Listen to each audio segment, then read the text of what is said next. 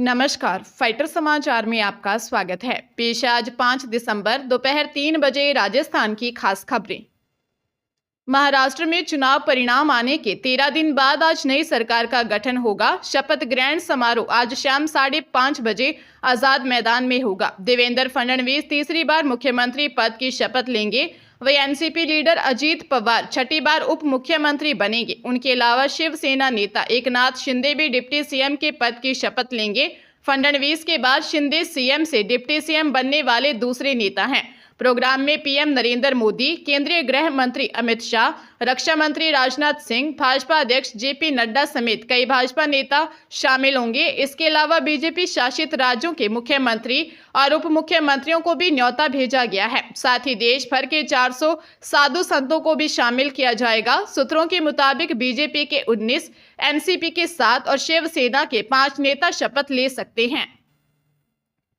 Under 19 Asia cup 2024 के 12वें match में भारत ने यूनाइटेड अरब अमीरात को 10 विकेट से हराकर सेमीफाइनल में जगह बना ली है। आयुष महात्री और वैभव सूर्यवंशी ने तूफानी पारी खेली। शारजा क्रिकेट स्टेडियम में यूएई ने टॉस जीतकर पहले बल्लेबाजी करते हुए 44 ओवर में 137 रन बनाए।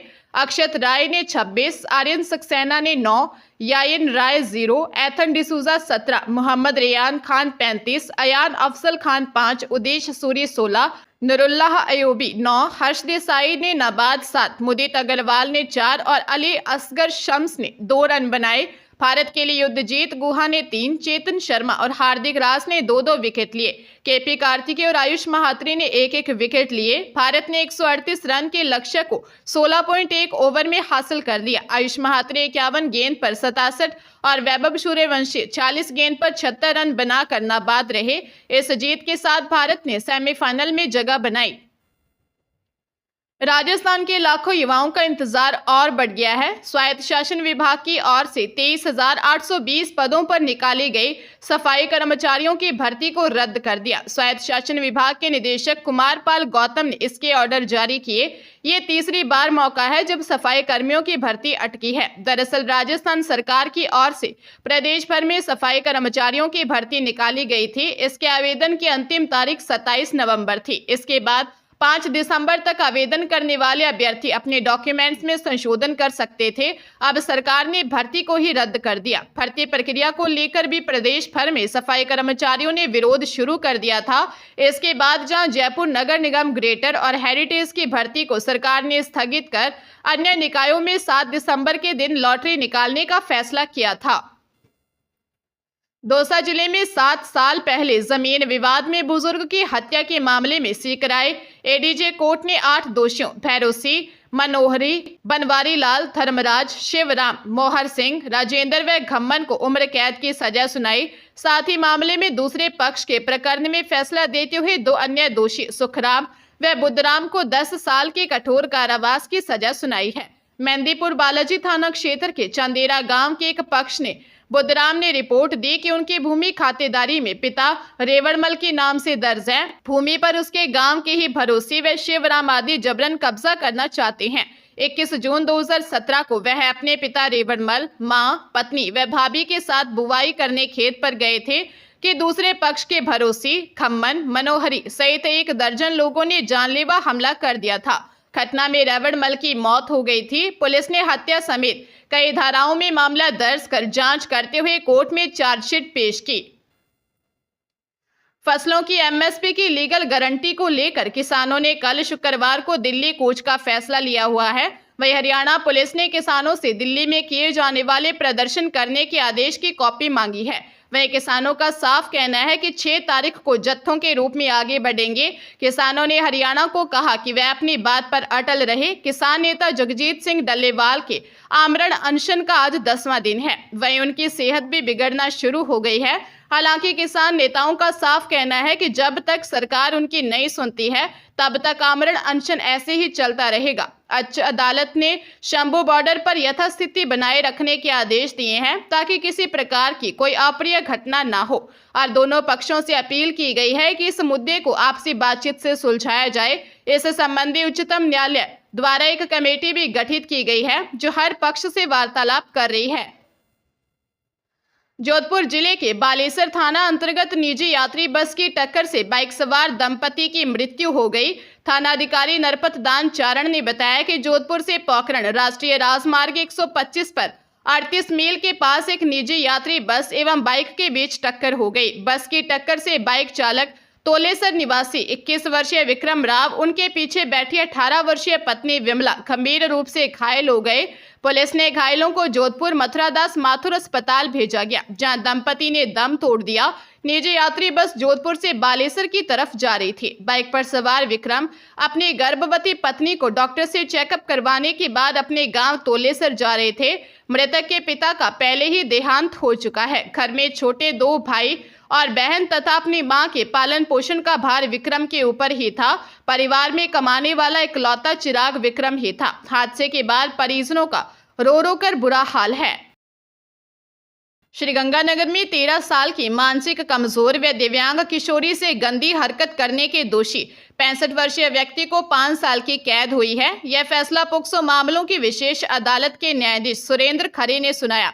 दोषी पर 8,000 रुपये का अर्थदंड भी लगाया गया है। न्यायालय के एसपीपी हरवीर सिंह बराड़ ने बताया कि घटना का करणपुर थाने में 18 मार्च को किशोरी की मां ने रिपोर्ट दी कि आरोपी ने दिन में पीड़िता के घर में घुसकर मानसिक कमजोर दिव्यांग बेटी के साथ गंदी हरकत करने की कोशिश की। पीड़ित की बेटी घर के अंदर पशुओं को बांधने के छप्पर में चारपाई पर सो रही थी। बुजुर्ग को गंदी हरकत करते परिवादी के बेटे ने मौके पर आकर देख लिया। इसके बाद दोषी व्यक्ति भाग गया। पुलिस ने अनुसंधान कर उसके खिलाफ चालान पेश किया।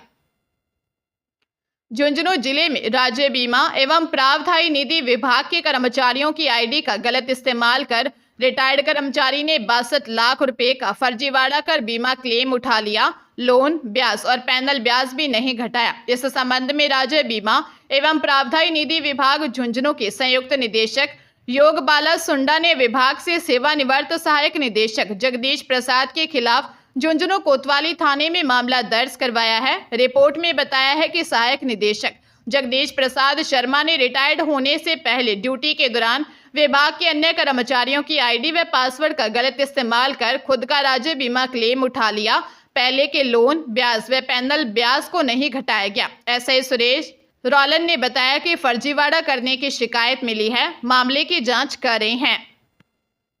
राजस्थान हाईकोर्ट ने रेप पीड़िताओं के मामले में कहा है कि उन्हें उनके अधिकारों के बारे में नहीं बताया जाता है। इसके चलते उन्हें मजबूरी में बच्चे को जन्म देना पड़ता है। ऐसे में अब अदालत इस मामले में विस्तृत दिशा निर्देश जारी करेगी। मुख्य न्यायाधीश MM श्रीवास्तव और जस्टिस उमाशंकर व्यास की खंडपीठ ने यह टिप्पणी नाबालिग रेप पीड़िता के गर्भपात की अपील पर सुनवाई करते हुए की। अदालत ने कहा कि इस मामले में नाबालिग पीड़िता 31 सप्ताह की प्रेग्नेंट है। महिला मेडिकल रिपोर्ट के अनुसार अगर उसे गर्भपात की अनुमति दी जाती है तो उसे और बच्चे को जान का खतरा है। ऐसे में उसकी अपील को खारिज किया जाता है, लेकिन अदालत इस तरह के मामलों में आवश्यक दिशा निर्देश जारी करना चाहती है। इसलिए गर्भपात के मामले में स्व प्रेरित प्रसंज्ञान लेकर अदालत इस मुद्दे पर सुनवाई करेगी।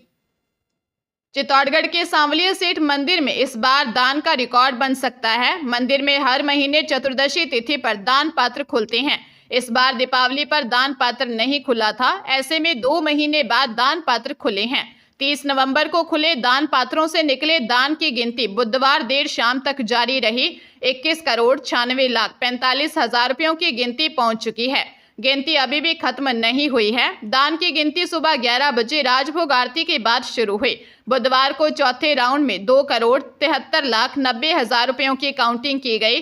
काउंटिंग सांवलिया सेठ की प्रतिमा के सामने जगमोहन में हुई। इसमें भेंट कक्ष में जमा मनी ऑर्डर, ऑनलाइन रुपयों का हिसाब करना बाकी है। साथ ही सोने चांदी का तोल भी बाकी है। अजमेर दरगाह में शिव मंदिर के दावे को लेकर कांग्रेस राष्ट्रीय महासचिव सचिन पायलट ने कहा कि कुछ ताकतें जनता के मुद्दे से ध्यान हटाकर लोगों में तनाव पैदा करना चाहती है। बच्चों को नौकरी मिल नहीं रही और इनको मस्जिदों की खुदाई की लग रही है। अगर आप देश में यह मुहिम छेड़ दें कि हमें धर्मस्थल मकानों को खोदना है और उसके नीचे क्या निकलेगा यह देखना है, तो इसका कोई अंत नहीं है। वह देर शाम अजमेर दरगाह में हिंदू मंदिर होने का दावा करने वाले विष्णु गुप्ता ने कोर्ट में पेश किया एक और साक्ष्य सार्वजनिक किया है। उन्होंने 1841 में आई रॉबर्ट हैमिल्टन इरविन की किताब का हवाला दिया है। इसमें दरगाह इलाके को एक जंगल बताया गया है जहां झाड़ियों में शिवलिंग होने की बात लिखी है। मामले में कैबिनेट मंत्री अविनाश गहलोत ने कहा कि दरगाह के अंदर अगर खुदाई होती तो निश्चित रूप से मंदिर निकलेगा।